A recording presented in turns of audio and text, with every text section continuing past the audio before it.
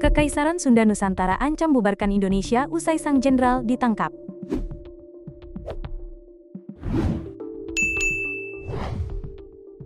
Kekaisaran Sunda Nusantara kembali menjadi sorotan publik setelah jenderal muda mereka ditangkap atas kasus pemalsuan surat tanda nomor kendaraan (STNK) di Kabupaten Cianjur, Jawa Barat.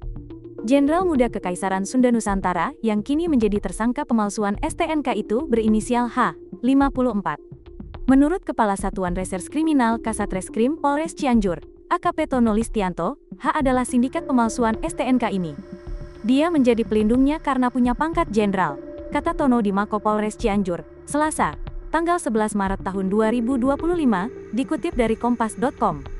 Buntut dari penahanan ini, anggota Kekaisaran Sunda Nusantara pun menuntut ganti rugi sebesar 5 triliun rupiah kepada Polres Cianjur.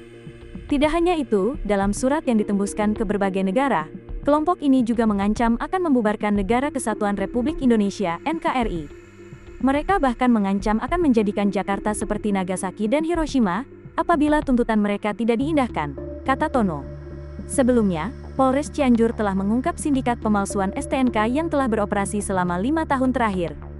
4 orang yang telah ditetapkan sebagai tersangka, yakni H, 54, M, 42, R, 41, dan O, 41. Alat bukti yang diamankan polisi diantaranya 9 unit mobil, STNK palsu, serta alat cetak.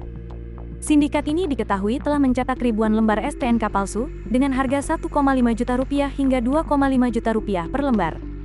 Atas perbuatannya, para tersangka dijerat dengan pasal 263 ayat 2 KUHP, tentang pemalsuan surat, yang ancaman hukumannya maksimal 7 tahun penjara. Pemberitaan Kekaisaran Sunda Nusantara yang terlibat kasus ini bukan pertama kalinya terjadi. Pada 2021, anggota Kekaisaran Sunda Nusantara pernah berurusan dengan polisi karena menggunakan plat nomor yang tidak sesuai dengan spek Polri. Kendaraan bermerek Mitsubishi Pajero itu diketahui menggunakan plat nomor dengan warna dasar biru dan tulisan putih SN45 dinar Serbia.